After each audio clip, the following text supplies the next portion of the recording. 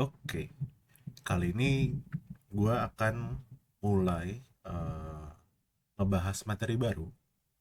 Setelah sebelumnya ngebahas terkait Docker, kali ini gue sebagai seorang pemula akan mencoba ngasih penjelasan sederhana dan oversimplified terkait Kubernetes. Latar belakangnya, kenapa gue merasa ini perlu adalah sebagai orang lapangan yang terjunlah ke beberapa tempat itu melihat Indonesia tuh sebenarnya masih di tahap transisi dari deployment yang masih konvensional di atas VM menjadi ke kontainer. Nah, di masa transisi ini, gue di lapangan juga banyak menemui masih kesulitan nih orang-orang memahami, mengubah pandangan mereka terhadap deployment konvensional di VM biasa dengan di level kontainer. Nah, makanya kemarin gue buat yang Docker, sekarang ke Kubernetes. Nah, sekarang pertanyaannya, sebelum kita bahas Kubernetes, emangnya nggak cukup dengan Docker aja, itu udah dianggap sebagai transisi ke kontainer? Jawabannya nggak cukup. Nggak cukup karena apa? Kalau misalnya kita ngomongin di skala lokal doang, kita ngedevelop sesuatu yang minor gitu ya, project minor, terus nggak diakses orang banyak, bolehlah kita cuma run Docker aja karena itu simple untuk setup, simple untuk running, udah selesai. Cuman kalau kita ngomongin di dunia nyata ya, dunia kerja gitu, aplikasi itu kan diaksesnya secara global, banyak orang yang akan mengakses, dan biasanya aplikasinya itu nggak sederhana, aplikasinya membutuhkan banyak jenis aplikasi lainnya. Nah, makanya kita tuh butuh yang bisa scalable. Kalau Docker bisa kita run gitu ya, kontainer, terus kita run 3 kontainer dengan image yang sama, itu bisa. Cuman manage-nya ribet, manajemennya ribet, networknya pun ribet. Pakai Docker bisa, kita scalable, kita run kontainer dari image yang sama sebanyak 3 kontainer gitu. Terus kita juga bisa setup networknya segala macam. Cuma tetap sama, ribet. Masalahnya kita point of view-nya nggak cuma sebagai developer yang akan nge-deploy aplikasi kita gitu, tapi kita juga harus mandang developer sebagai yang manage operasionalnya, menjamin oh ini tuh running loh, ini tuh gampang di manage nya loh, kalau ada apa-apa kita tahu, udahlah untuk maintenance-nya. Itulah kenapa Kubernetes dibutuhkan. Dan kalau misalkan dilihat di dunia kerja pun pasti pada pakai Kubernetes. Nah, Kubernetes ini kalau bahasa orang-orang yang gua coba pahami itu adalah orkestrator dari kontainer-kontainer. Dari kata orkestrator ini udah menggambarkan peran dia tuh besar, memanage suatu suatu kontainer yang banyak. Ini yang memudahkan untuk manajemen dan akhirnya dijadikan suatu standar dalam suatu operasional kontainer gitu ya. Semua itu pasti pakai Kubernetes. Tuh. Nah, ini gambaran umum dulu soal Kubernetes. Nah, saya dibilang Kubernetes itu sebenarnya apa gitu? Apakah dia beda dengan Docker atau enggak? Jawabannya nggak bisa dibilang beda. Konsepnya adalah dia mengelevate, dia meningkatkan kemampuan dari Docker. Nah, jadi gue kedepannya akan coba mengcompare secara term aja, karena secara konsep lah sama, cuman dalam skala yang lebih besar. Nah, mungkin kayak gitu Kubernetes. Nah, dalam Kubernetes sendiri kita akan langsung difamiliarkan dengan file YAML. Kalau kita di Docker kita pakai Docker file, kita build, kita push, itu no issue. Nah, tapi kalau kita mau ngeran, biasanya kita Docker run terus pakai cali bla bla bla. Di Kubernetes enggak, kita akan ngedefine semua itu dalam suatu file YAML. Nah, ini komponen utamanya, ada deployment, ada service, ingress, config map, PV, terus dia juga dashboardnya. Ini betternya gue akan bahas, kita pakai tabel aja. Ini contoh dulu, contoh Kubernetes yang orang-orang pakai. Nah, Kubernetes ini sebenarnya standar gitu ya. Ada basic vanillanya, Kubernetes vanilla. Cuman provider itu ada yang mengembangkan versinya sendiri. Banyak kok. Gak cuman Kubernetes doang. Contohnya yang paling banyak itu adalah GKE, Google Kubernetes Engine, yang disediakan di platformnya Google. Atau dari Red Hat. Ini yang kebetulan gue pakai juga, ada Red Hat OpenShift. Nah, walaupun namanya beda gitu, dia itu dibangun berdasar di atas Kubernetes juga. Jadi ilmu apapun yang gue sebutkan itu bisa diimplement di manapun karena gue mengacu ke Kubernetes. Nah, ini adalah term yang mungkin mempermudah dulu ya orang yang udah dari bahasa Docker ke Kubernetes. Di Docker itu kita kenal adanya kontainer, Docker run. Kita akan membuat satu kontainer. Di Kubernetes kita akan membuat file YAML deployment dan juga pod. Itu relasinya ke situ.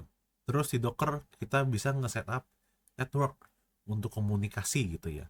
Komunikasi si kontainernya. Di Kubernetes kita akan mendefine sebagai service dan ingress.yaml. Terus di Docker kita juga bisa nge-setup volume. Ini directory ini akan di mapping ke directory ini untuk disimpan di storage kayak gitu. Itu di Docker. Di Kubernetes kita punya namanya PVC dan PV. PVC itu adalah persistent volume claim. PV itu adalah persistent volume. Dan terakhir di Docker kita juga bisa nge-setup di CLI ya, ada environment variable. Di Kubernetes kita akan pakai file YAML untuk membuatnya sebagai config map dan juga secret.yaml. Pertama, langsung aja masuk ke deployment. Deployment, karena kita pakai file YAML ya, kita mau mendefine kontainer kita yang running itu template-nya mau kayak gimana, namanya apa, terus pakai Docker image apa, terus mau berapa kontainer yang jalan, kontainer ini jalan di port berapa, terus dia mau pakai environment variable apa, dia mau pakai volume apa, itu semua kita set. Jadi deployment itu adalah template untuk bisa merunning suatu kontainer.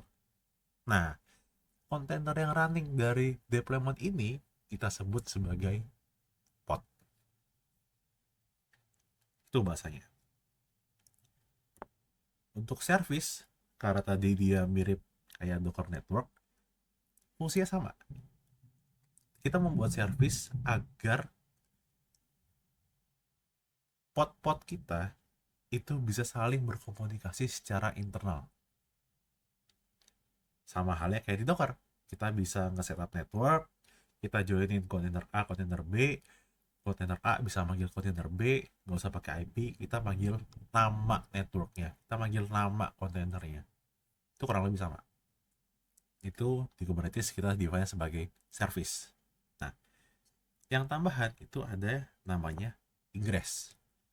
Ingress itu apa? Ingress itu adalah konfigurasi yang memungkinkan akses dari luar, eksternal gitu, bisa masuk, bisa in ke cluster Kubernetes kita untuk mengakses si kontainer yang running. Itu ingress. Kalau service kan cuman untuk komunikasi internal nih dalam cluster Kubernetes gitu, di dalam networknya Docker gitu. Ingress itu emang expose dia biar bisa diakses dari luar. Nah, di sini juga bisa di set nih. Kalau dia itu mau yang secure pakai HTTPS atau HTTP doang. Nah, kalau pakai HTTPS kita bisa juga ngeset nih, oh SSL sama TLS-nya di sini nih, gitu. Kayak gitu.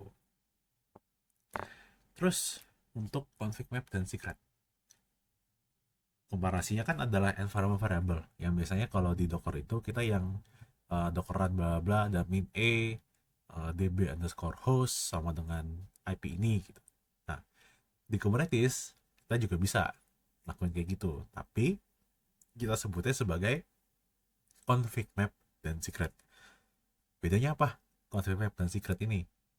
Keduanya sama-sama bisa ngeload sebagai environment variable, tapi perlu dibedakan mana yang perlu dienkripsi, mana yang nggak perlu. Kayak contoh, gue ngasih environment variable log level, mau info, mau debug segala macam, itu nggak perlu enkripsi informasi itu. Ya udah, gue taruh di config map. Tapi kalau misalkan gue di environment variable sekarang, gue naruh db password, terus private key, gue naruh secret key. Nah, itu kan nggak boleh ya, di apa, sebenarnya nggak baik gitu ya, ditaruh plain text saja. Nah, itu kita taruh di yang namanya secret.yaml. Dan komponen yang selanjutnya adalah storage, PV, PVC, dan ya sebenarnya ada storage class. Di Docker kita itu cuma ngedefine, oh gue mau bikin volume, gue mau uh, directory yang ada di dalam kontainer gue di slash app slash file gitu, itu disimpan nih di volumenya gue taruh di slash data gitu ya, tapi itu di lokal komputer gue gitu, biar kesimpan gitu, biar kalau misalnya kontainer hilang ya datanya masih ada, karena datanya kesimpannya nggak di storage-nya si kontainer, tapi disimpannya di storage-nya komputer lokal gue. Nah, di Kubernetes itu juga sama, kita ada yang namanya PVC dan PV. PVC itu adalah template storage yang dibutuhkan suatu aplikasi.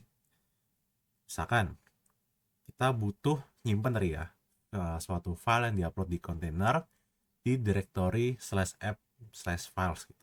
Nah, PVC itu fungsinya cuma ngedefine dulu storage-nya mau berapa slash ini butuhin. Misalkan, oh gue butuh 5 giga. Oke, 5 giga. Terus lu mau tipe storage-nya apa? Apakah read write once atau read write many, dari baca oleh banyak kontainer atau gimana? Dan terakhir akan diminta storage class-nya apa. Ini mungkin yang masih agak berbeda karena ini konfigurasi terpisah nih. Karena di Kubernetes tuh banyak jenis storage class.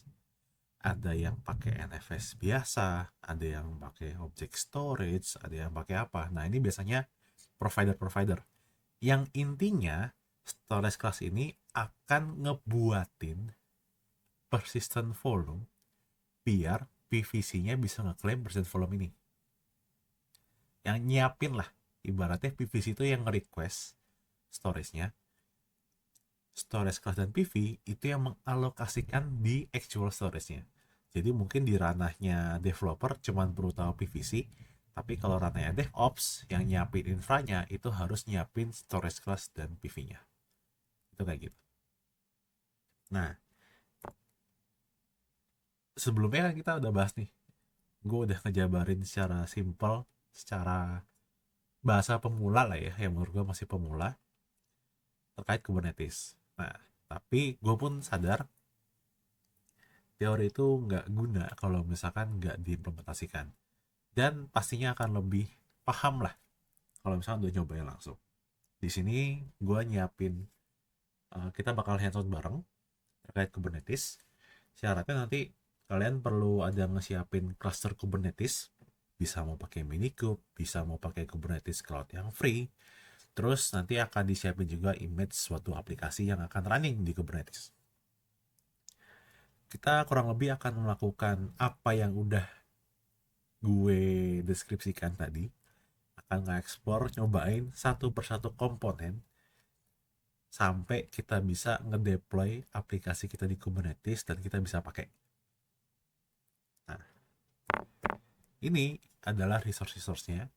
Kalian mau install Minikube di lokal, tapi perlu di make sure komputer kalian aman, bisa ada resource-nya. Harusnya ini ringan sih, cuman kalau misalkan emang nggak mau pakai lokal, uh, gue akan mengarahkan pakai OpenShift, yaitu dari Red Hat yang ya itu level enterprise sih, banyak yang perusahaan yang pakai. Di sini Red Hat ngasih sandbox gitu ya, sandbox developer sandbox yang bisa kalian pakai.